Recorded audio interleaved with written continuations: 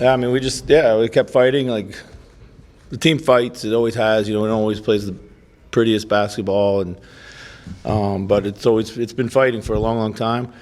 The guys off the bench were phenomenal. They were just what we needed. Jaden was outstanding all game for sure, but it was clear at times like we were a little empty in the gas tank and just couldn't get anything kind of established. But the rhythm of the game changed, when those guys off the bench kind of brought it up. So. Did you feel like it was one player, or was it just kind of I think it was, certainly, it was a lot of guys. I thought Terrence was outstanding. Nikhil was really, really good. He has been for, kind of this whole Oklahoma series. Rob was really good tonight, I thought. Those guys. So. Chris, you've been part of a lot of comebacks. Yeah. Stuff. I mean, have you seen when it seems switch as quickly as this one did? I mean. Yeah, I mean it was one of those things. I think obviously it started a little slow and then came all at once. It just kind of snowballed out there.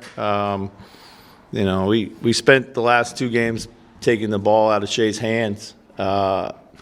And we didn't want to start the game that way just because we figured they'd be really ready for it. But, when we got down big, we probably waited too long to do it. But we just, kept coming and get them as early as possible, not letting them to get into anything and that was really key. And then from there, like I think, sometimes when other players haven't been involved in the game very much, it's hard for them to just rise up and make shots down the stretch. And, we took that bet, and that's what happened. So, all credit to our guys. We really rebounded well down the stretch, too. So. At what point did you really feel like, hey, this is gettable? 12. At 12, I thought it was gettable.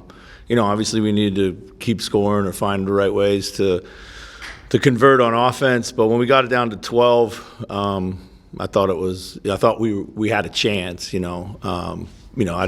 wouldn't have necessarily put money on us winning, but I thought at that point we had a chance. You were obviously riding without ants. Yeah. And then you went back to him in overtime. Yeah.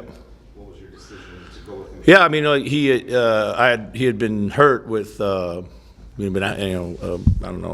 leg knock on his lower leg, so he was kind of out, and then about 2.5 minutes they said he could go. I was a little unsure about putting him back in because that group was playing so well, but obviously he made a few huge plays for us down the stretch. So. Yeah. I mean, we took him out to start the quarter, but right at the end of the quarter was when he had the bump, and I think, that team started playing well, and then we'll just kind of see where the game went. And I actually at one point I debated pulling Jaden and Nikhil when it was at 19. And then we pushed it to 17, and then I was like, okay, let me just see where this goes, and that's when I put Nas back in for Jaden. Around about there, I was like, okay, maybe we can win the next couple minutes and figure it out. So. The attack mindset they played with, basically won the game with a foul. Yeah, I mean, yeah. Well, it's so frustrating to play this team because they foul a ton. They really do. They foul all the time, and then you can't really touch Shea. And it's a very frustrating thing, and it takes a lot of mental toughness to try to play through it. We just eventually were able to get downhill and force the issue ourselves, and we're rewarded for it. After the way the previous couple of games that went, how important was this game to be able to come back and win? Yeah, it's huge. I mean, the Western Conference is so tight, and the last 2 games, obviously, we lost in clutch time. But we're undermanned right now. We're just trying to stay afloat. Guys are scrapping. We're giving ourselves a chance every single night, and that's what we want. So it was a huge win for us. Chris, Terrence in particular. Yeah. Just the physicality that he was bringing. Yes. Yeah. What boost was that? Yeah, huge. He's got a great body. He uses it at both ends of the floor. Smart. Just love his downhill ability. There's no wasted motion. He just, boom, boom, downhill, puts his shoulder on you, and then finishes through contact for the most part. You know, and I thought rebounding he was really big. You know, getting in the scrum to rebound. So I don't know what he finished with here, but I think 10 rebounds or something like that. So it's monster. You know, that's what we need.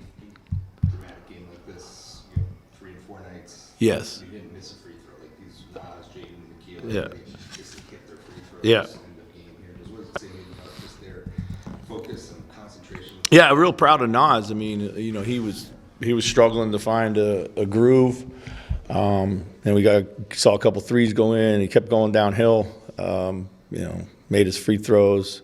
Yeah, one of the timeouts, he was very frustrated. I know, just kind of down on himself, but everyone was encouraging him just to keep going. You know, they guarded him with some really good defenders out there and made it hard for him. But you know, he kept persevering and had opportunities, and it was good on the glass. You know, got the big tip in or big offensive rebound and foul. So.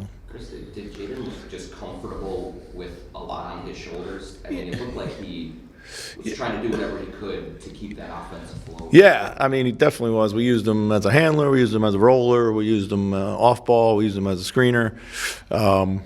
You know, I think he's grown into that for us more and more. I was trying to direct the offense away from their two best defenders, and obviously, you know, that opened up opportunities for TJ, Jaden, and Rob at the top of the floor. And I thought they did a pretty good job there, making the right decisions. There was a lot of easy passes to be found, and we eventually found them. But those passes were there all game. It just took us a while to figure it out. So, thanks. Thanks. Yep.